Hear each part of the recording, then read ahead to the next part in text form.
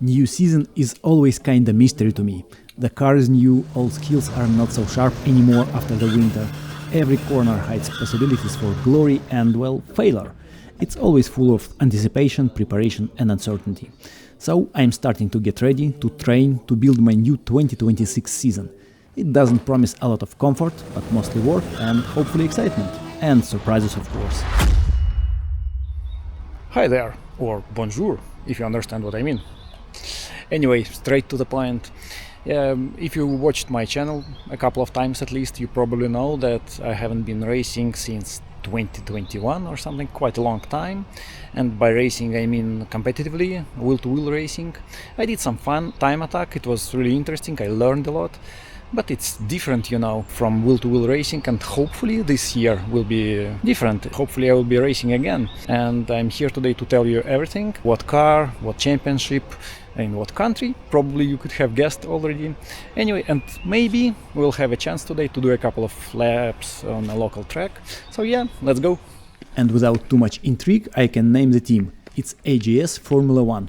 And they actually participated in F1 races quite long ago, but still like in 80s. So they have really nice car collection, believe me, you will love it. So let's skip the formalities and we go straight to the heart of any team, its garage. And when I visited this place for the first time, I was simply stunned by their, well, I can't find another word, collection.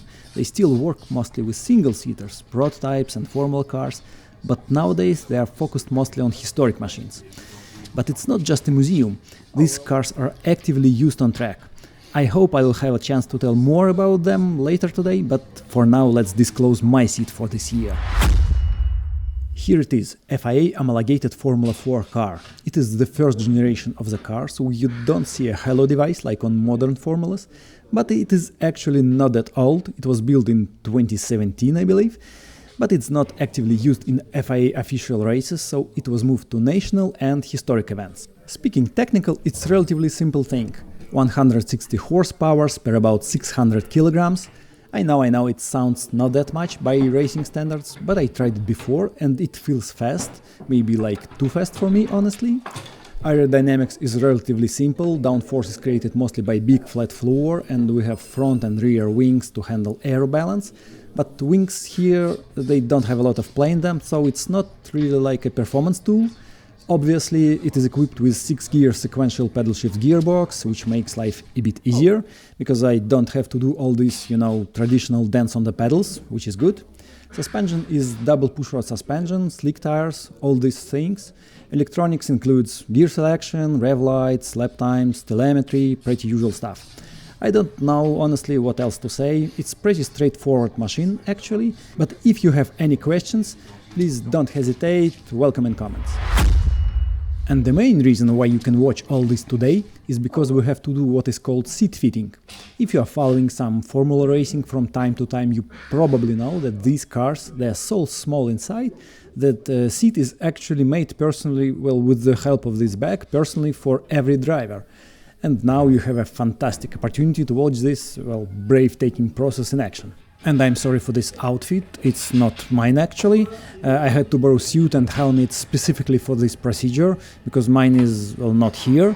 But it's fine, it won't change my, let's say, dimensions, I guess. The idea here is that we mix some special two-component foam or resin, I'm not sure, and then we pour it into this big plastic bag and spread it evenly after. It's not like rocket science, but obviously takes some knowledge and practice from the guys. They do it pretty often, as you can guess. Then they put it beneath me, so I literally sit on it in a racing position and I cannot move, so it hardens correctly. Foam starts to expand, and while expanding it takes the shape of my body. Then we wait for like about 20 minutes or so. It's not like the most interesting action in the world, but on the bright side, it's warm and soft here, I have to admit, because some chemical reaction is happening right now under my butt, so yeah, wake me up when I'm cooked. By the end, when seat hardened, we take it out and cut unnecessary bits obviously, like holes for seat belts and some defects. And that's it, now I have my personal F4 seat. And now, while we wait for the guys doing all finishing works, I have some time to look around and to admire all the beauties standing right here. And Antoine, who is an important member of the team, he's an event manager and a driver, he generously agreed to share with us a little bit about the most significant race cars here. Là-bas, à plus à droite, c'est toutes des AGS qu'on est en train de reconstruire. Oh oui. Donc là, c'est une JS. C'est quel type? AGS, c'est des Formule 1. Ah, ok. C'est les Formule 1 de l'époque où AGS était en F1. Là, c'est une GH25, donc de 91. Après, GH24, de 80, GH24B de 90. Et là, c'est deux GH24 qu'on reconstruit, donc les mêmes que celle-ci. Parce qu'on a tout, on a toutes les pièces. On avait les coques, on avait. Pour les clients ou en général ou pour ça, c'est pour des clients. Ah, ok. Donc ça, c'est sympa parce que c'est un peu l'histoire de. Oui, oui, bien sûr. C'est les machines magnifiques. Oui. C'est des Formule 1. C'est des Formule 1 évidemment. De l'époque de Senna, Prost, tout ça. Là, c'est une Prost, justement. Prost AP02, qui avait, c'était celle à l'origine avec le V10 Peugeot.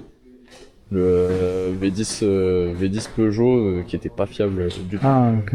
Donc on a mis, nous on s'en sert pour les stages, mais on a mis un V8, le V8 Cosworth, le même que sur celle-ci. Sur le moteur F1.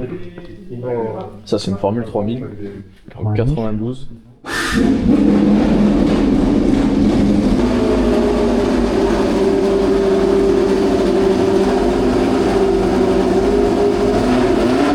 Formule 3000, une Reinhardt de 1992, avec c'est un V8 dessus. Quelle est la puissance?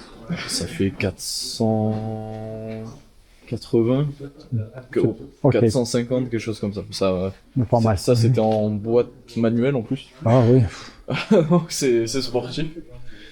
Là le moteur je crois qu'il est en révision. Ah oui. Celle juste à côté c'est une Formule 3000 aussi. Là tu vois la différence, ça c'est 1992 et ça c'est 2003, 2002. Oh, on a un débat, on sait pas. C'est 2002 ? Ouais.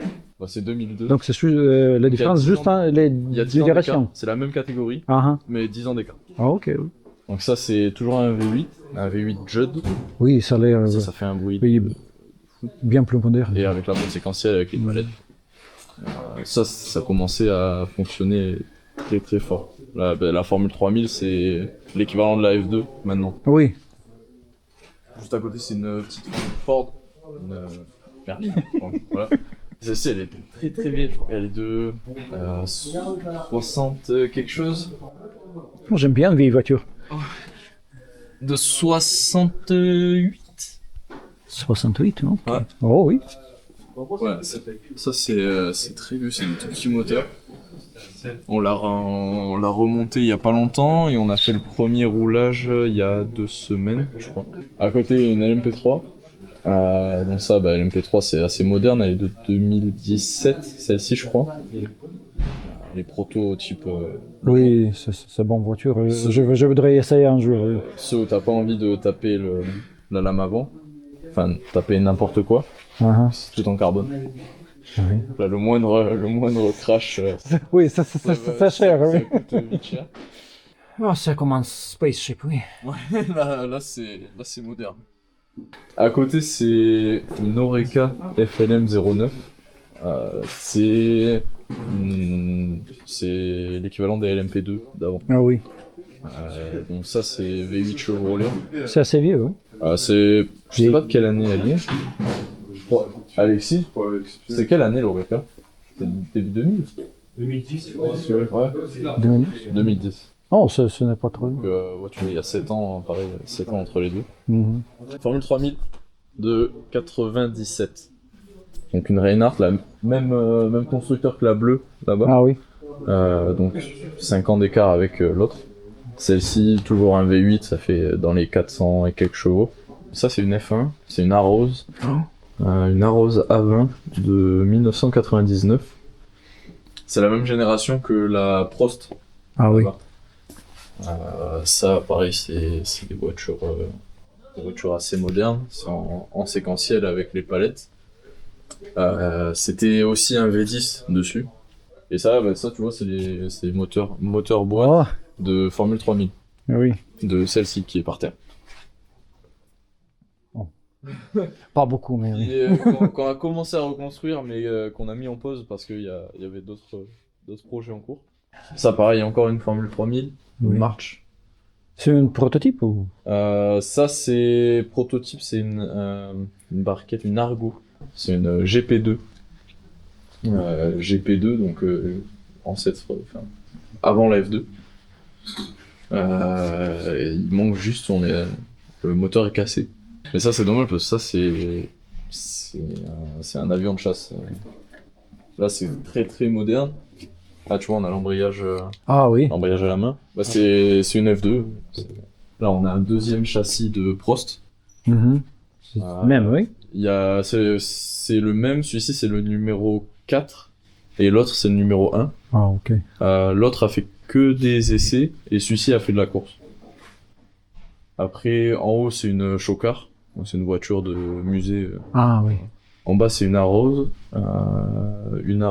A19. C'est vraiment de Damon Hill? Apparemment oui. Mhm. Apparemment oui. Donc ce n'est pas pour un show ou... Non, celle-ci c'est une vraie. C'est la génération juste avant la orange en fait. Ah, ok. C'est le même constructeur. Now, after watching all this fantastic motorsport history live, it's very tempting to drive a little bit myself. And I can't say that I'm really surprised that team of such size and history has private access to track nearby. By the way, this is Circuit du Var, small track not far from Marseille. Back in the days it was used for their F1 tests, and now it's mostly a training facility. And my task for today is to test new seat, to shake the car, and, well, to be honest, to justify a little bit pretty long trip from home.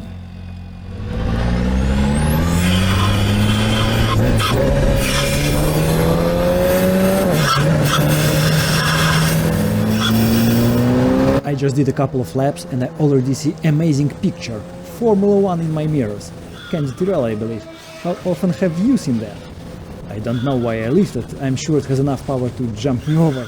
Well, I will try to chase it a bit, just in case.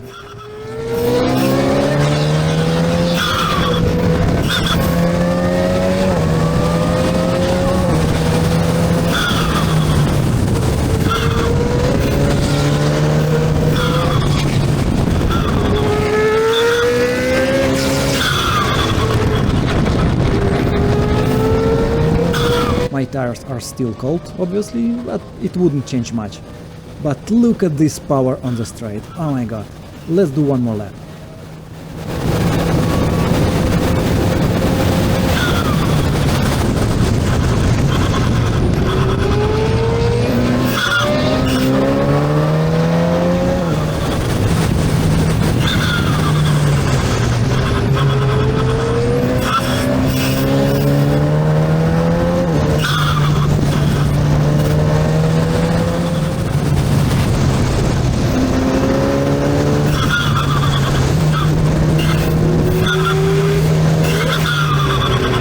Yeah, I know they are just testing before the season, not really pushing.